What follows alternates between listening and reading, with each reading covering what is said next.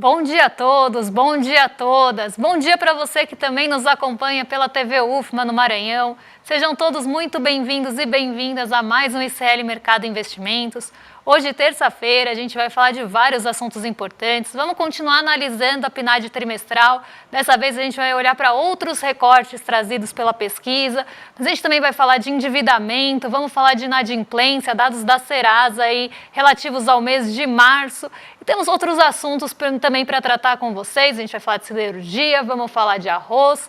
Mas antes de tudo isso, André, bom dia, como você está? Bom dia, Débora, bom dia a todos os nossos telespectadores. Vamos detalhar mais a PNAD então para vocês agora. A gente vai falar e como que está a situação do desemprego por idade. Os jovens estão sendo muito afetados e tem um aumento considerável entre as pessoas mais jovens. Vamos detalhar isso. Vamos falar também por nível de instrução, que mostra aí uma estrutura do mercado de trabalho ainda bem complicada, ainda mais desigualdades que a gente deve enfrentar, mais desafios. Vamos falar da notícia da siderurgia aí, que o BNDES vai fazer um aporte bem considerável aí para o setor nesse momento, mas já vamos passar então para a agenda, né? Não temos tempo a perder, então já vamos ver o que o nosso telespectador vai enfrentar durante o dia, né, Débora? Hoje agenda esvaziada, tanto aqui no Brasil como no exterior. A gente teve no início da manhã ali dados da zona do euro, então a gente teve PPI da Alemanha e balança comercial, essa sim da zona do euro, então dados referentes a março e abril. Aqui no Brasil saiu a sondagem da indústria de construção, dados referentes a maio às 10 horas da manhã, e depois disso a agenda vai ser tomada aí por discursos dos dirigentes do Banco Central dos Estados Unidos, em diversos eventos aí ao longo do dia. Então a gente tem dirigente do Fed de Richmond, a gente tem dirigente do Fed de Nova York, temos o diretor do Banco Central dos Estados Unidos também participando de um painel hoje. Então um dia bem centrado em discursos dos dirigentes do Banco Central dos Estados Unidos. Em seguida, Rafael Bostic, que é do Fed de Atlanta, também vai discursar hoje, naquele mesmo evento que ele já estava participando na segunda-feira. 10h30 saíram dados de arrecadação federal de abril, esse dado a gente vai trazer para vocês amanhã. E aí a gente tem Banco da Inglaterra e outro aí discurso do presidente do Fed de Atlanta. Então a gente tem uma agenda hoje muito centrada na política monetária dos Estados Unidos, não muito diferente do que a gente viu na semana passada, mas essa agenda está ganhando peso, né? E todos esses discursos ganham mais peso, principalmente em um dia que a gente não tem indicadores importantes que possam conduzir aí o desenrolar do dia. Então a gente tem uma centralidade muito grande e isso deve ganhar uma magnitude ainda maior nesse dia mais vazio aí, principalmente depois das declarações da semana passada. Vamos então agora falar aí sobre nosso giro de mercado. Vamos começar aqui a notícia que a gente sempre fala aí todo dia, recomendo todo dia aí, para você já saber o que aconteceu já, o que pode acontecer, quais são as previsões aí que tem. Mas a gente tem a Débora aqui, vai falar desse dia aí marcado, né? Mais uma vez, o famoso dia da marmota, não tem nada, então daí o que acontece? Falas de presidentes do Fed, todo mundo fica ansioso e até chegar a próxima reunião, vai ter todo esse lenga-lenga de novo, né? Exatamente, e essa semana a gente não pode esquecer que sai a ata da última reunião de política monetária dos Estados Unidos. Essa ata sai amanhã, na quarta-feira. Então a gente tem uma grande expectativa pelo que vai ser dito ali na ata, mas também tem essa expectativa por sinalizações dos dirigentes do Banco Central. Isso porque na semana passada a gente teve ali um caminhão de areia sendo jogado no mercado. As falas dos dirigentes, elas acabaram ali trazendo muita incerteza em relação à condução de política monetária dos Estados Unidos, sobretudo o início de corte nas taxas de juros por lá, e isso acabou trazendo um sentimento ali de mais cautela, um sentimento maior de aversão ao risco, favorecendo mais a renda fixa. Então foi uma semana ali que, principalmente no fim da semana, a gente teve essas falas de dirigentes jogando água mesmo no chope do mercado. No começo dessa semana, a gente tem o mesmo comportamento, porque ontem a gente teve alguns dirigentes também se pronunciando e todos eles se mostraram muito incertos e muito ali não confiantes de que a inflação vai chegar à meta de 2%, e que vai chegar com tranquilidade. Então isso, mais uma vez, trouxe ali um aumento nos rendimentos dos títulos de dívida dos Estados Unidos e só a Nasdaq conseguiu sustentar aquela alta que a gente viu de manhã. Tanto o Dow Jones quanto o S&P tiveram muita dificuldade. O S&P ainda conseguiu ficar no terreno positivo, muito perto do 0 a 0, mas o Dow Jones foi para o terreno negativo ao longo do dia. Então, essa incerteza em relação à condução da política monetária dos Estados Unidos está mexendo aí muito com a expectativa do mercado para a renda variável. E aí as bolsas como um todo estão sofrendo, e a nossa bolsa brasileira também. Mas isso é assunto para daqui a pouquinho, porque agora a gente vai falar do fechamento da Ásia, que também teve um impacto aí de todo esse embrolho em relação a taxas aí de juros nos Estados Unidos. Eu coloquei o Hang Seng para vocês aqui na tela, porque o Hang Seng ele é uma bolsa, um índice, na verdade, muito intensivo em tecnologia e acaba absorvendo um pouco mais desses impactos quando a gente tem, né, esse aumento de expectativas de juros, porque o setor de tecnologia acaba sendo ali muito sensível a esse tipo de movimento.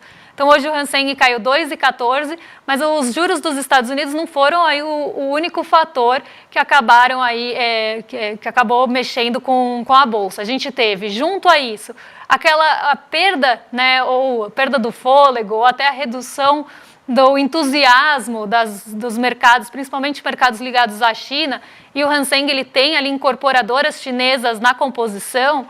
A gente teve aquela perda do entusiasmo em relação aos estímulos. Então, isso acabou perdendo gás, né, perdendo a força e acabou também impactando as bolsas asiáticas. E alguns fatores locais também acabaram mexendo com os mercados hoje. No caso do Nikkei, que a gente vai ver daqui a pouquinho, ele também caiu não só por todo esse conjunto de fatores, mas também aí por quedas em mercados locais. Então, as companhias aéreas caíram, a gente teve alguns outros setores-chave ali do Nikkei 225 também ali prejudicando o desempenho do índice. Então, hoje a gente teve uma combinação de fatores locais de cada uma das bolsas, com ali a perda desse gás, desse entusiasmo com os estímulos da China, e também os ventos vindos de Nova York ontem mais negativos por conta das falas dos dirigentes do Fed, aumentando a incerteza de para onde vão ali as taxas de juros dos Estados Unidos. Então, essa combinação de fatores levou a Ásia hoje para o terreno negativo, e a gente vai ver que isso está também chegando em Nova York nessa manhã. Vamos então agora para o Brasilzão, né, que semana passada saíram os dados da PNAD, a gente falou já um pouco sobre esses dados aí, referentes à disparidade que ainda existe em relação à cor e ao sexo, né? A gente mostrou aí semana passada que uma pessoa preta e parda, ela teve aumento das suas desigualdades no mercado de trabalho em relação a pessoas brancas, e que mulheres também tiveram aumento da desigualdade em relação a homens, né? E a gente tem um outro recorte importante que a gente mostrou aqui para vocês agora nesse momento, que é em relação à idade e também em relação ao nível de instrução, né? Porque se a gente já sabe também que o desemprego é um grande problema de desigualdade que afeta mais pessoas pretas, pardas e mulheres, a gente também tem que colocar outros pingos nos is aí para explicar que o desemprego ele afeta muito mais as pessoas mais jovens. E quando a gente está falando de desemprego, a gente não está falando daquela pessoa que não está procurando emprego porque está estudando ou porque não quer, a geração nem que tanto fala assim.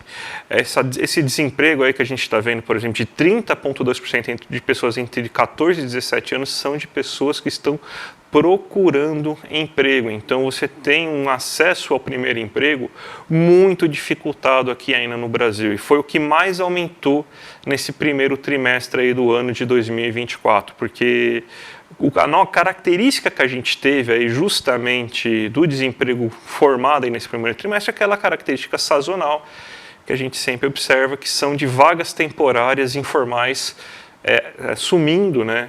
E o mercado se formalizando, geralmente a partir agora de abril deve começar a ocorrer esse movimento, né? E a gente vê aí que o desemprego aumentou mais justamente para as duas primeiras faixas de renda, duas primeiras faixas de idade, perdão. O desemprego agora entre pessoas com 14 a 17 anos está em 30,2% e entre 18 a 24 anos tem 16,8%. Muito maior, por exemplo, do que a média brasileira, que é em 7,9%. E por que aumentou? Porque são essas pessoas mais jovens, com menor nível de instrução, geralmente instrução média, que acabam entrando aí nesses mercados de trabalho aí temporários, né? Às vezes as pessoas querem uma renda extra para poder continuar o estudo sem grandes problemas, para conseguir formar uma certa poupança, para conseguir ter mais fôlego nos estudos, na sua faculdade. E teve, então, por causa desse tipo de sazonalidade, a gente teve isso. Mas mesmo sem essa sazonalidade, a gente vê uma disparidade muito grande. A partir só dos 25 anos de idade, que a gente vê que as pessoas já conseguiram entrar no mercado de trabalho e ficam mais consolidadas aí no mercado de trabalho. Então, o desafio do primeiro emprego ainda é muito elevado, muito elevado. E a gente sabe aí que não é todo brasileiro que consegue esperar até os 25 anos de idade para conseguir se consolidar no mercado de trabalho. Então, a juventude sofre muito com essa questão aí do desemprego, principalmente até os 24 anos de idade. Se a gente pega esse mesmo recorte, só que agora por nível de instrução, a gente vê uma característica muito definida que é que essas faixas médias, ou seja, pessoas com ensino médio incompleto ou completo, são aquelas que mais sofrem em relação ao mercado de trabalho, né? Você pega aqui, por exemplo, pessoas sem instrução, o nível de desemprego de pessoas sem instrução até que é relativamente baixo, porque são 6,3% só de desempregados com esse nível de instrução, que são geralmente trabalhos mais braçais, que não dependem aí de muitos letramentos. Então você tem aí que existe uma boa demanda em relação a esse tipo de emprego, então o desemprego acaba ficando muito baixo. E quando você tem um ensino superior completo, ou seja, pessoas que conseguem se formar, o desemprego também é bem abaixo daquilo que a gente vê em média, né, de 4,1%. Inclusive, até estava falando aí, antes a gente estava conversando, a Débora, antes do começo do programa, né, a diferença abissal que existe entre a renda média de uma pessoa com ensino superior incompleto para uma pessoa com ensino superior completo, que é uma diferença de quase R$ 3.200. Se for pegar uma pessoa só com ensino médio completo, ou seja, que nem começou a faculdade, a diferença vai para R$ 3.800 de diferença entre uma pessoa que tem ensino superior completo e ensino médio completo, porque uma pessoa com ensino superior completo tem um ganho em média de quase R$ 6.000 em termos reais. Então, você vê a importância, né, e por isso que a gente vê cada vez mais assim, pessoas que querem tirar o diploma, porque justamente o diploma ainda é uma garantia, mesmo que você não faça essa faculdade num lugar assim com uma excelência acadêmica tão elevada e tudo mais, ainda é uma garantia que você vai ter um aumento muito grande nos seus rendimentos médios, né? E a gente vê que as faixas médias continuam sendo as mais afetadas, para aquelas pessoas que pararam no ensino fundamental ou que não conseguiram ainda chegar ao ensino superior completo, o desemprego é bem mais elevado que todas essas outras categorias. O mais elevado é justamente o ensino médio incompleto ou equivalente. Então está em 13,9%, também foi uma das categorias que mais aumentou junto com o ensino médio completo aí nesse momento, que são pessoas que conseguiram entrar nesse mercado de trabalho agora de fim do ano, conseguindo aí, porque é mais ou menos nessa faixa de categoria que essas vagas temporárias acabaram abrindo no comércio, porque você precisa de um certo nível de escolaridade, um certo grau de aprendizado para conseguir fazer essa função, mas não é algo extremamente especializado. Então, basicamente, a gente tem esse tipo de emprego agora deixando de ser formado, e são pessoas que você tem uma maior dificuldade para conseguir entrar em outras categorias, né? Porque é uma vaga de emprego que está sumindo, não é só no Brasil, no mundo inteiro, né? Uma vaga de emprego que está sendo maquinário, está substituindo, você tem agora a inteligência artificial também nos substituindo cada vez mais, você tem os robôs lá, por exemplo, telemarketing era muito de se fazer com telemarketing em relação a esse tipo de categoria de instrução, e agora o telemarketing também está completamente automatizado. Então você vê essa faixa de emprego também sumindo, essas pessoas não conseguindo se recolocar. Então esse aqui está vamos dizer assim, um panorama um pouco mais amplo do que está acontecendo aí com o nível de emprego aí na economia brasileira, Débora. Mais um retrato aí, um recorte, né, das desigualdades aqui do nosso país. Mas vamos continuar aí na esteira das nossas notícias, porque a gente também vai falar aí com vocês de endividamento, porque saíram dados da Serasa que mostram, né, como é que foi o comportamento do endividamento do brasileiro e da inadimplência do brasileiro no mês de março, com base também naqueles dados que saem das estatísticas de crédito, que também são referentes ainda ao mês de março. Então, quando a gente olha dívidas por segmento, então comparação fevereiro com março aí que vocês estão vendo na tela, nos 2 meses e de forma gritante, a maior dívida dos brasileiros é dos bancos e bancos/cartão de crédito. Então a gente está falando aí basicamente, né, do grande endividamento da população brasileira está no cartão de crédito e dívidas com bancos. Praticamente 1/3 aí do endividamento vem da categoria de cartão de crédito. E aí, quando a gente pensa, né, nas taxas de juros dos cartões de crédito, a gente vai entender, né, com isso, 1/3 da população tem endividamento no cartão de crédito, vamos pensar assim, ou bancos e cartão de crédito de uma forma geral. Quando a gente olha as taxas lá do Banco Central desse tipo de segmento, desse tipo de modalidade de crédito, as taxas de cartão ali são também muito exorbitantes, elas são muito acima da média, né? Tem até com média ali do rotativo de mais ou menos 400%, a gente está falando de uma média entre todos os bancos e todas as emissoras de cartão, mas tem aqueles que têm taxas ali acima de 1000%. Então aqui não é só um endividamento grande, né, uma parcela de endividamento, mas com taxas muito altas. Em seguida, no mês de março, quem ficou no segundo lugar aí no maior endividamento por segmento dos brasileiros foram utilities. Então, são contas básicas, água, luz e gás, serviços e as financeiras, na verdade, financeiras em terceiro lugar e os serviços em quarto lugar. Mas aqui a gente vê, né, que teve pouca mudança entre o mês de fevereiro e março, e o cartão de crédito continua sendo aí a maior parcela do endividamento do brasileiro. Olhando agora para a inadimplência, a gente tem um raio-x aí de como é que foi a inadimplência do brasileiro, e aqui a gente tem um retrato, né, dos inadimplentes no Brasil. A gente tem 72,89, então quase 73 milhões de inadimplentes no Brasil. No mês de março a gente teve uma alta de 1,19%, né, de 1,19% nessa inadimplência. O valor médio por pessoa de inadimplência no Brasil é R$ 5.300, ali R$ 5.312,70. Também teve um aumento ali na inadimplência, né, no valor médio da inadimplência do brasileiro. E o valor médio de cada dívida, então se a gente pegar ali, aqui a gente está somando todas as dívidas. Se a gente pegar o valor de cada uma das dívidas, o valor médio é de R$ 1.412,33. Também teve aumento em relação ao mês passado. O valor médio das dívidas. A gente tem 274,2 milhões de dívidas no Brasil, inadimplentes, aqui 1% de aumento em relação ao mês passado, e o valor total das dívidas aí, 387,2 bilhões, também aqui um aumento em relação ao mês passado.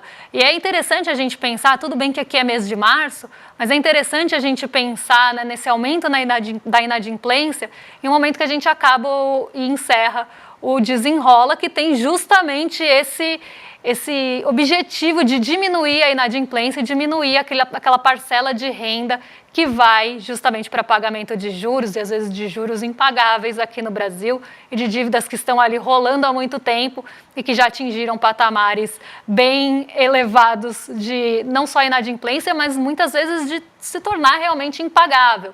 Aí tem um terceiro recorte aí que mostra a inadimplência no Brasil aí em relação ao percentual da população. Então a gente tem quase metade da população, se a gente fosse pensar, 44,3%, né, uma parcela importante da nossa população que está inadimplente ainda. Tudo bem que esses dados devem atualizar, mas aqui a gente já tem algum efeito do Desenrola e mesmo assim a gente ainda tem uma população bem enrolada aí com dívidas e a gente precisa também, né, agora tem o Desenrola que faz parte do Acredita, né, que vai olhar ali mais para pequenas e microempresas, mas aqui a gente está falando da pessoa física mesmo, né, que já foi uma fase aí do Desenrola. Então esse é um retrato ainda preocupante aqui do nosso Brasil, sobretudo pensando no nosso Brasil, que tem ali uma concentração financeira muito grande e taxas de juros muitas vezes impagáveis, como é o caso do cartão de crédito, que é o maior endividamento do brasileiro. Vamos para a questão do arroz agora, que você teve o anúncio ontem do governo que ele vai zerar a tarifa de importação do arroz para garantir esse abastecimento, né? A gente sabe que o governo já se propôs a comprar 1 tonelada, pelo menos, não, bem mais de 1 tonelada, perdão, gente, comprar assim, muito arroz aí importado aí justamente porque existia, né, pelo menos no primeiro momento, o risco de desabastecimento de arroz, mas daí depois dessa, vamos dizer assim, vamos chamar de falha de comunicação, né? Porque os agricultores acabaram falando que não ia ter arroz, que estava começando a faltar arroz no mercado, que ia ter desabastecimento. O governo falou, não, beleza, então eu vou importar arroz. Daí ele falou, não, gente, a gente tem arroz aqui no mercado, então fica tranquilo. Então o governo, para garantir, vai no via das dúvidas, né?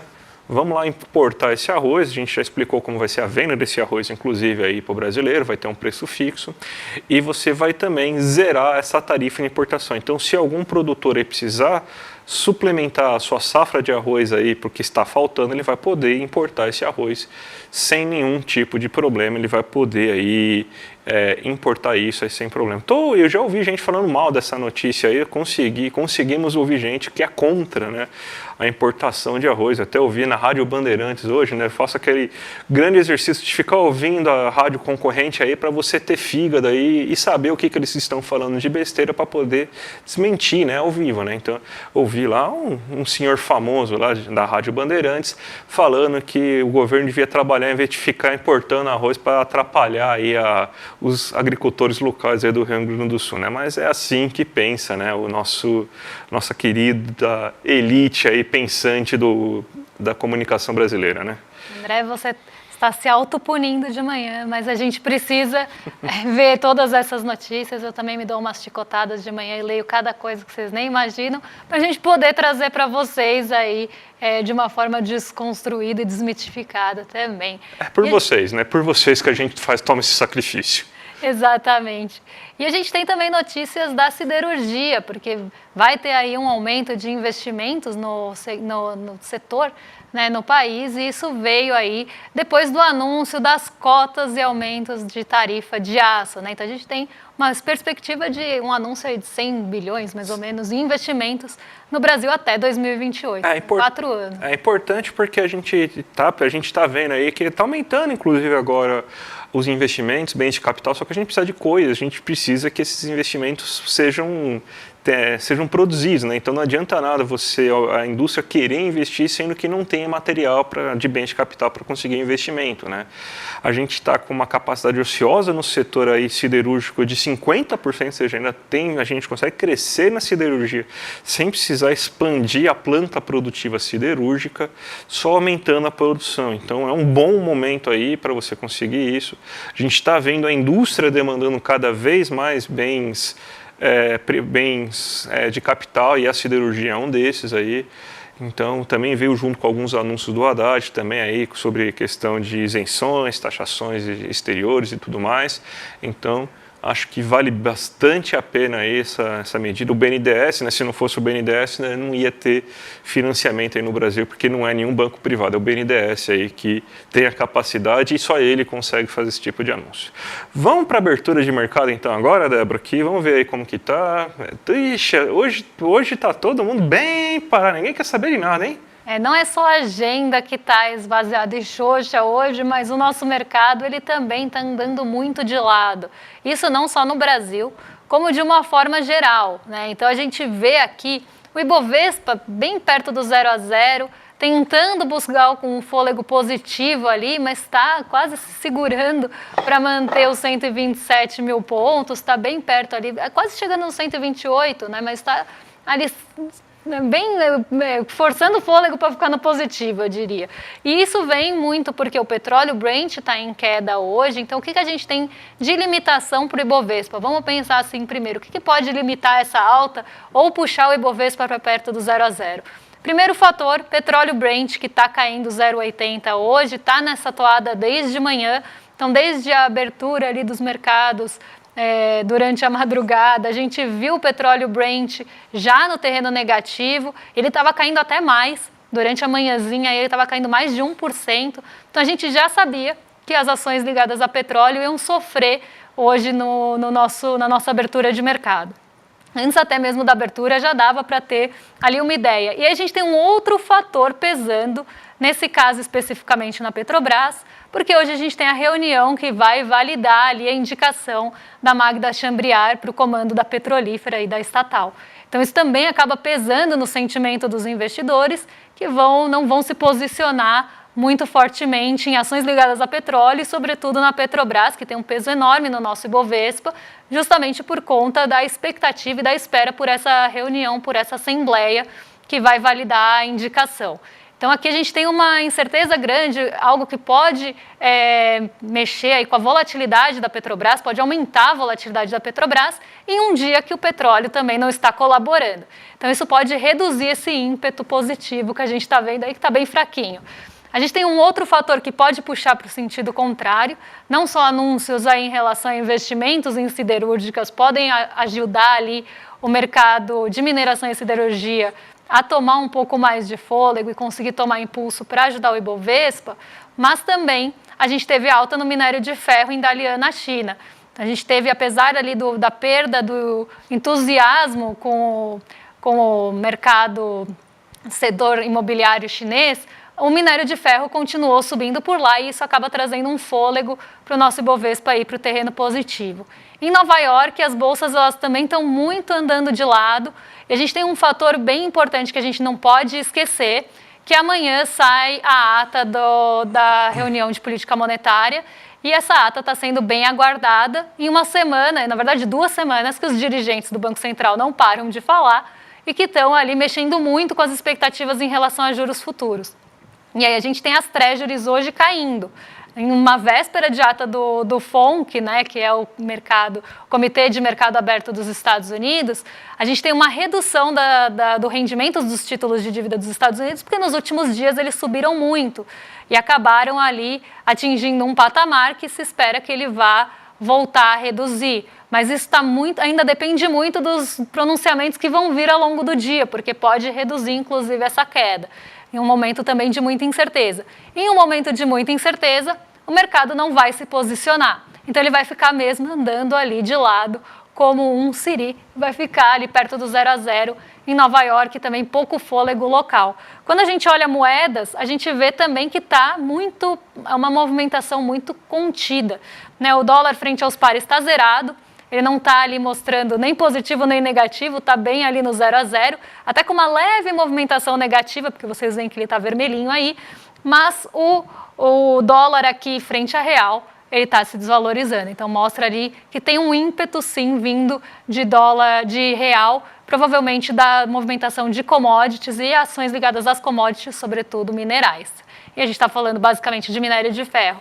E hoje o nosso DI futuro está reduzindo aí, está recuando junto com as treasuries. Então um dia bem morno, né? Um dia com a cara da agenda de hoje, um dia realmente com muita dificuldade de trazer algum movimento diferente do que vocês estão vendo, porque a gente tem mesmo uma agenda de indicadores muito vazia e muita incerteza já esperando a ata de amanhã. Débora, estamos fazendo aniversário, 2 anos de ICL, que a gente começou lá com o ICL Notícias, primeira edição, quando tudo era mato, a gente estava aqui já quando tudo era mato, e agora o ICL tem mais de 10 horas de programação, olha que maravilha. E para comemorar esses 2 anos de ICL, a gente tem um monte de novidades para vocês. Tem a lojinha nova, é a loja Sou ICL. Gostou dessa camiseta, da camiseta que a Débora está usando? Entra lá na loja aí para você conseguir comprar os nossos produtos. Para quem for assinante, tem o dossiê Marielle aí que está mostrando todos os bastidores da investigação com diversos repórteres. Já está disponível na plataforma do ICL, mas só para quem é assinante. A gente também vai ter uma aula com Evgeny Morozov, que fala das Big Techs, então também está disponível já na nossa plataforma de ICL. E o curso com o Rodrigo Viana, que vocês veem aqui todo dia aí no ICL Notícias segunda edição. Está fazendo um curso exclusivo aí de Lula Bolsonaro e de volta a Lula aí, guerra de informação no Brasil, vale muito a pena. E além disso, né, quem é membro do ICL já está aproveitando aquele bate-papo que a gente está tendo todo dia. Ontem foi o William De Luca com a Heloísa Vilano. A gente tem hoje a Gabriela Varela com César Calerron. Quarta-feira, Roberta Garcia e Chico Sá. Quinta-feira, Cristina Sá e Jorge Misael. Sexta-feira, Chico Alves e Lindener Pareto. E na próxima segunda, eu e a Débora vamos estar nesse bate-papo. Então, todo mundo que se inscrever aí durante esse período que a gente está fazendo essa comemoração vai ganhar aí alguns brindes para quem se virar membro solidário. Então, você ainda não faz parte do ICL, aproveita aí que tem bastante brinde para vocês, ó. cupom de 35% de desconto na loja Sou ICL, certificado digital de membro solidário, a Big Tech, esse livro da Big Tech aí do Evgeny Morozov, e também a versão revisada e atualizada e autografada do livro do Rodrigo Viana. Então, gente, a gente tem até um vídeo para passar para vocês aí, para vocês se empolgarem mais e virarem alunos de ICL. Não tem vídeo. Ah, não tem vídeo? Acabei de ser avisada que não tem vídeo. Então, rolezeiros que estão ansiosos no chat, podem ficar tranquilos, que a gente já está passando bastão aí para o Rolê ICL com o William Deluca e Guga Noblar. Fiquem em excelente companhia. E amanhã a gente está de volta para trazer as atualizações aí do mercado financeiro, o que está acontecendo com a nossa economia, economia do mundo. Um beijo para vocês e até amanhã. Até amanhã, gente. Tchau, tchau.